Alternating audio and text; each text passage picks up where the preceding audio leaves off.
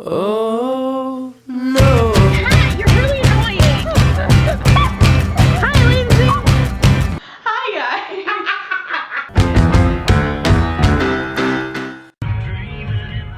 Okay, this is the morning of the doctor's appointment. And I didn't think I was gonna be nervous, but I'm pretty nervous. So basically the reason why I'm going is my white blood cells and my neutrophils are high. And white blood cells are the like mommy cells that fight infection, and then neutrophils are like the baby ones. So neutrophils eventually turn into white blood cells.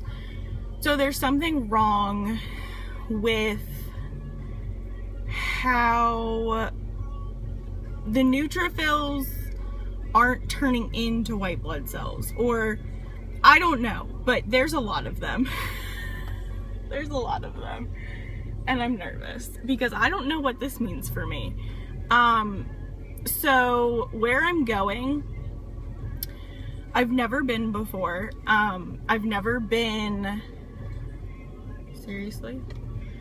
I've never been in this system before. I'm going to like not a specialty hospital because I'm not going to a hospital, but it's through a specialty hospital. And they have a center that is close to me. So, if I have to get chemo, that's where I would get it. I'm expecting a bone marrow biopsy, but I don't know when they're gonna do that. They might do it today. And actually, I hope that they do it today, just because I want to get it over with. But I don't have anybody to drive me because I chose to go alone. So, I don't know. We'll see. But it is 7:30. My appointment is at 2:30, but I have to be there at 2. I have to leave school around 1:50, 1:55. It doesn't take me very long to get there. But yeah, starting to get a little nervous. But I will let you guys know what happens, because I've checked on YouTube and there's not very many like first hematology appointments, and I'm calling this a hematologist, not an oncologist, because it has not been confirmed that I have cancer. Once, if it gets confirmed that I do have cancer, then I'll call it an oncologist. But the doctor that I'm going to is apparently really smart, knows his stuff. And so he is an oncologist / hematologist. And so by oncology, I mean a specialty of cancer. By hematology, I mean a study of the blood. So obviously I have some kind of blood disorder, or something's not right. And I do have a whole slew of symptoms. I've not been eating. I'm very tired. I have really bad heartburn, which has been something new. So, just some concerning things. So we'll see what he says. And it is 7:35 and I need to leave for school. Okay. So it is 1:55. It's probably like 1:50.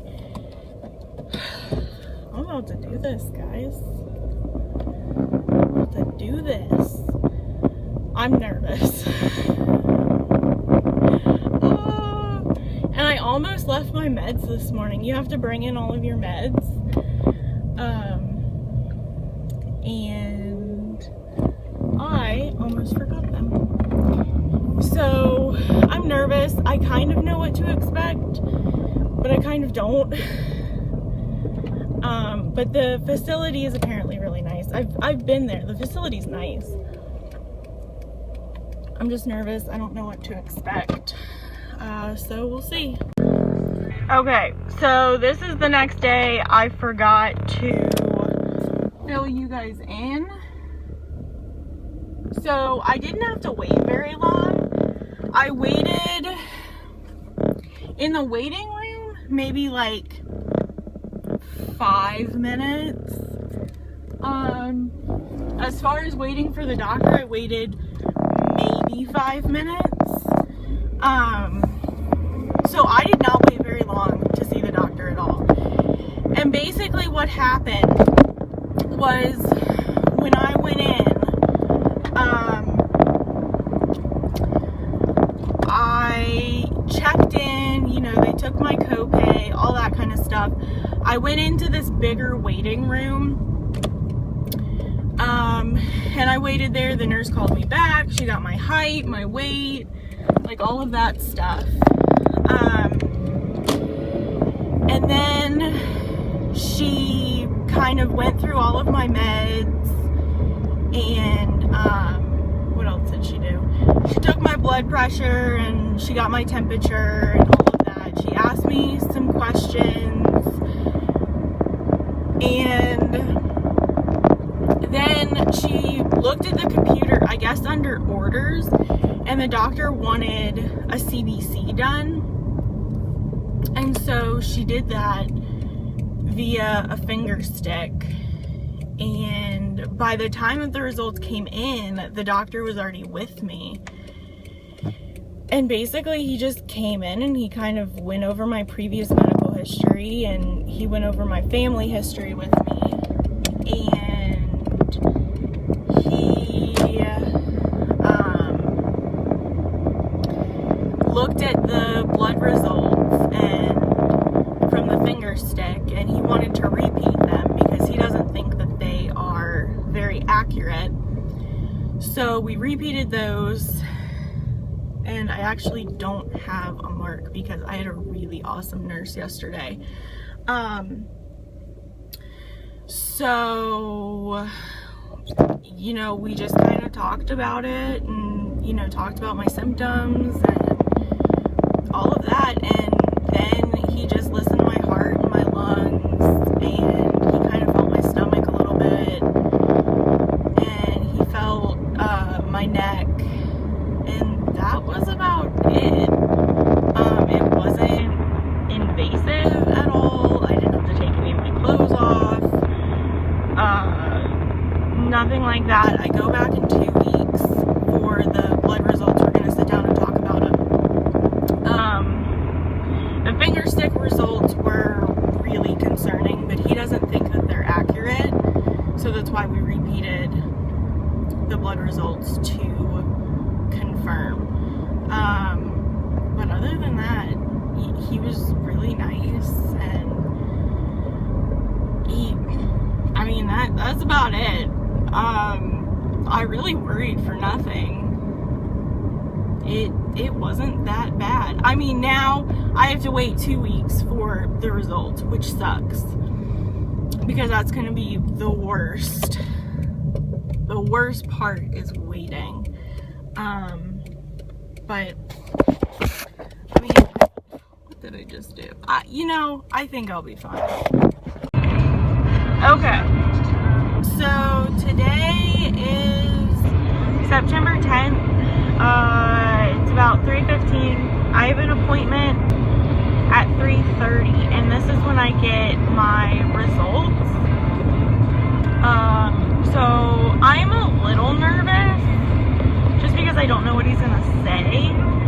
I did get my CBC back, which was basically, it actually looked really good. My white blood cells had come down a little bit. My neutrophils had come down a little bit. I don't remember the exact number. And my B12 levels were normal. My folate levels were normal. My platelet count, how I was taught that platelet count, a normal range is 200 to 400,000, but the hospital that I'm going through says that the normal platelet level is 150 to 450, and mine were 422. So to some people that's high, and to some people that's normal. Ooh, let's play peekaboo. So I'm on my way now, and I'm like, I'm a little nervous. I don't know what the blood results are going to tell, and I think that's what I'm most nervous about, and that I still have like really bad heartburn, and I'm not somebody that gets heartburn on a regular basis when I eat. I don't have much of an appetite. I've lost weight. I've noticed a weight loss. So I'm still having symptoms. It's not like those symptoms are gone. Oh, and the other thing from the CBC was my iron was low, which I completely expected that. So basically, the blood work that they drew was not equivalent to the finger stick that they drew. At least that's the impression that I got off the phone with the nurse. The numbers just didn't match up. So something happened in the like 5-minute CBC machine. Now, I didn't go to a specialist to get a CBC done. I can get a CBC done at my primary health or my primary care provider. So I went to the specialist to get the really specific testing, which is what's going to provide us with the answers. And mind you, I've had an elevated neutrophil and white blood cell count since March. So I don't anticipate this being, like a virus or a bacteria. I've already been tested for Lyme disease. I don't have Lyme disease. I think it could be autoimmune, and I think it definitely could be an inflammatory response. I'm not sure if he did an ESR on me. I don't think he did. I know he did not do liver function on me because I just had those done.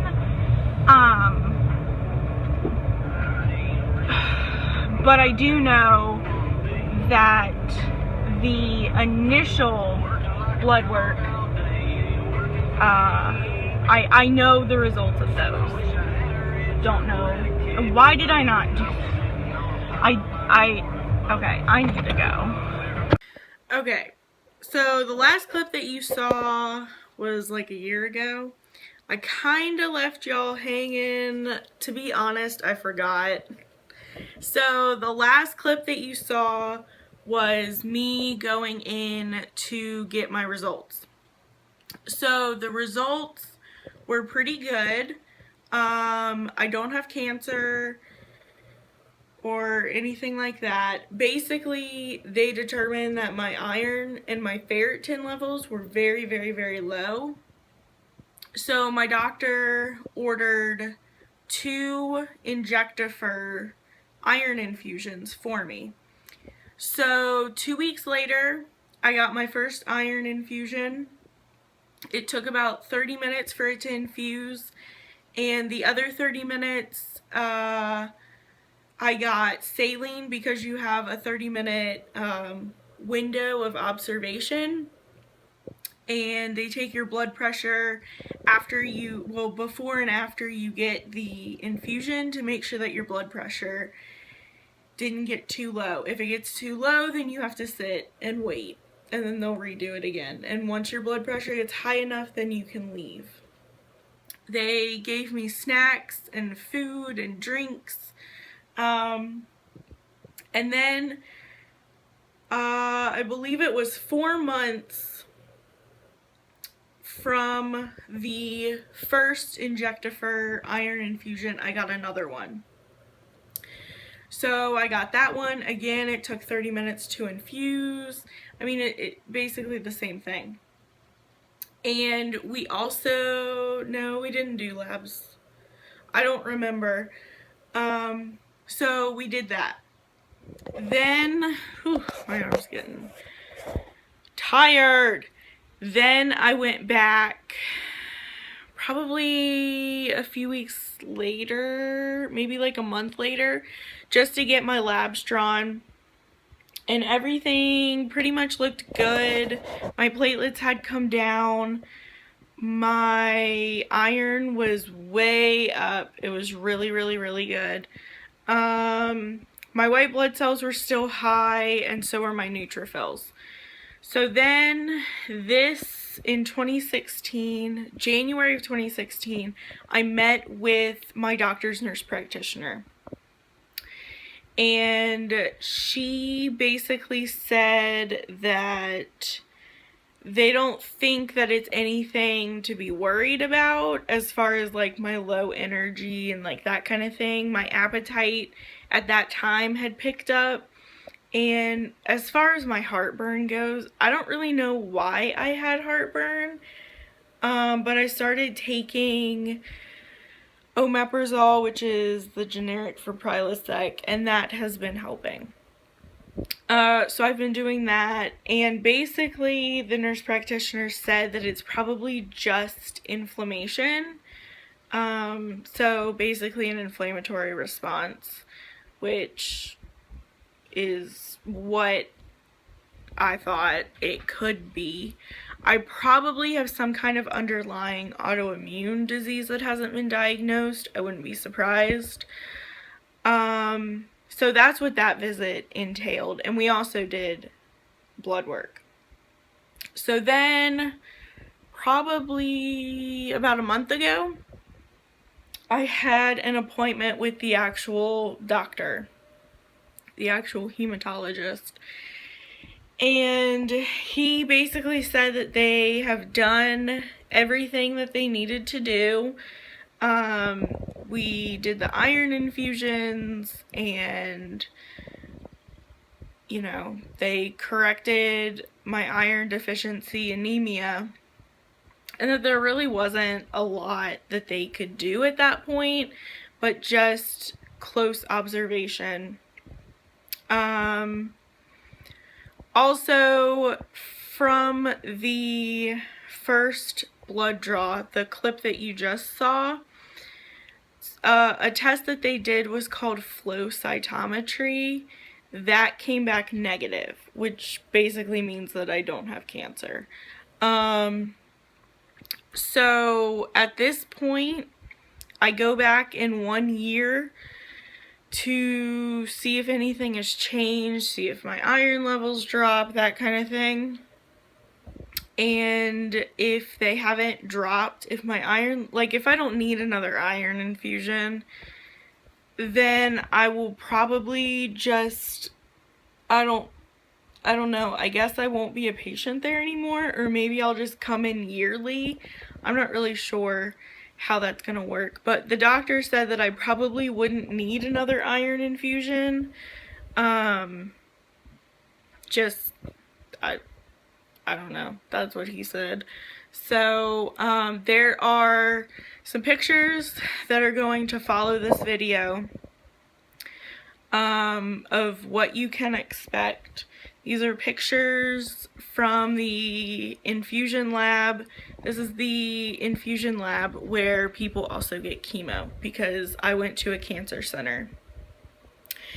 So you will see a few different pictures. I'm going to put in pictures of what the exam rooms looked like. And I also have pictures of the IVs that they put in and the infusions that they put in, and then what my arm looked like afterwards. So I hope that this helped.